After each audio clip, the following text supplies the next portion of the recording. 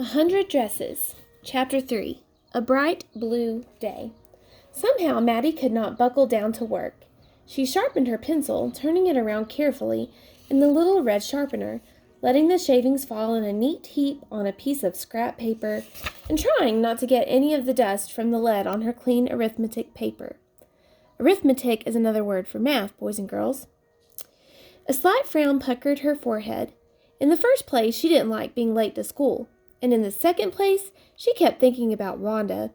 Somehow Wanda's desk, though empty, seemed to be the only thing she saw when she looked over to that side of the room. How had the 100 Dresses game begun in the first place? She asked herself impatiently. It was hard to remember the time when they hadn't played that game with Wanda.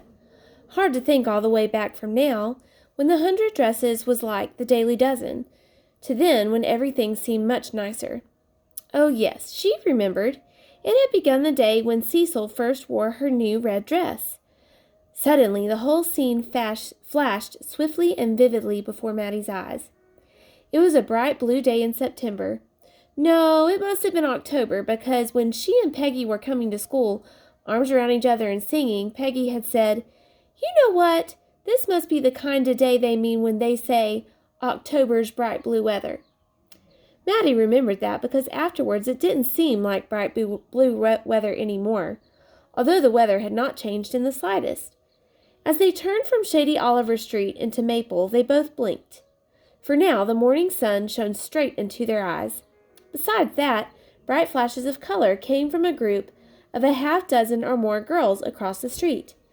Their sweaters and jackets and dresses, blues and golds and reds, and one crimson one in particular, caught the sun's rays like bright pieces of glass. A crisp, fresh wind was blowing, swishing their skirts and blowing their hair in their eyes. The girls were all exclaiming and shouting, and each one was trying to talk louder than the others. Maddie and Peggy joined the group, in the laughing and the talking. "Hi, Peg! Hi, Maddie!" they were greeted warmly. "Look at Cecil!" What they were all exclaiming about was the dress that Cecil had on, a crimson dress with cap and socks to match. It was a bright new dress and very pretty. Everyone was admiring it and admiring Cecil. For long, slender Cecil was a toe dancer and wore fancier clothes than most of them. And she had her black satin bag with her precious white satin ballet slippers slung over her shoulders. Today was the day for her dancing lesson. Maddie sat down on the granite curbstone to tie her shoelaces. She listened happily to what they were saying. They all seemed especially jolly today, probably because it was such a bright day. Everything sparkled. Way down at the end of the street, the sun shimmered and turned to silver, the blue water of the bay. Maddie picked up a piece of broken mirror and flashed a small circle of light edged with rainbow colors onto the houses, the trees, and the top of the telegraph pole. And it was then that Wanda had come along with her brother Jake. They didn't often come to school together. Jake had to get to school very early because he helped old Mr. Heaney, the school janitor, with the furnace, or raking up the dry leaves, or other odd jobs before school opened. Today he must be late. Even Wanda looked pretty in the sunshine, and her pale blue dress looked like a piece of the sky in summer.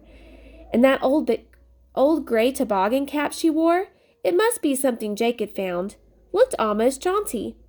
Maddie watched them absent-mindedly as she flashed her piece of broken mirror here and there.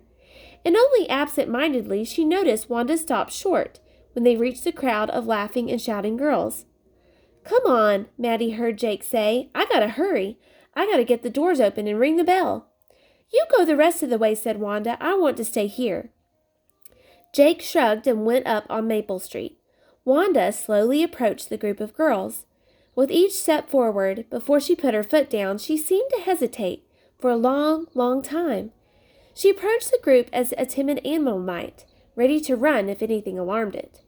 Even so, Wanda's mouth was twisted into the vaguest suggestion of a smile. She must feel happy, too, because everybody must feel happy on such a day. As Wanda joined the outside fringe of girls, Maddie stood up, too, and went over close to Peggy to get a good look at Cecil's new dress herself. She forgot about Wanda, and more girls kept running up, enlarging the group and all exclaiming about Cecil's new dress. "Isn't it lovely?" said one. "Yeah, I have a new blue dress, but it's not as pretty as that," said another. "My mother just bought me a plaid, one of the Stewart plaids. I got a new dress for dancing school. I'm going to make my mother get me one just like Cecil's." Everyone was talking to everybody else. No one said anything to Wanda, but there she was, a part of the crowd. The girls stood in a tighter circle around Cecil, still talking all at once and admiring her, and Wanda was somehow enveloped into the group. Nobody talked to Wanda, but nobody even thought about her being there. Maybe, thought Maddie, remembering what had happened next, maybe she figured all she'd have to do was say something, and she'd really be one of the girls, and this would be an easy thing to do, because all they were doing was talking about dresses. Maddie was standing next to Peggy. Wanda was standing next to Peggy on the other side. All of a sudden, Wanda impulsively touched Peggy's arm and said something. Her light blue eyes were shining, and she looked excited like the rest of the girls. "What?" asked Peggy, for Wanda had spoken very softly. Wanda hesitated a moment, then she repeated her words. "I got 100 dresses at home." "That's what I thought you said. 100 dresses." 100? Peggy's voice raised itself higher and higher. "Hey, kids," she yelled, "this girl's got 100 dresses."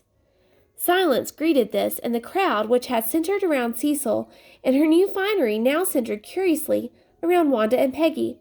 The girls eyed Wanda, first incredulously, then suspiciously. "100 dresses?" they said. "Nobody could have 100 dresses." "I have, though." "Wanda has 100 dresses." "Where are they, then?" "In my closet." "Oh, you don't wear them to school?" "No, for parties." "Oh, you mean you don't have any everyday dresses?" "Yes, I have all kinds of dresses." "Why don't you wear them to school?" For a moment, Wanda was silent to this. Her lips drew together. Then she repeated stolidly, as though it were a lesson learned in school. 100 of them, all lined up in my closet."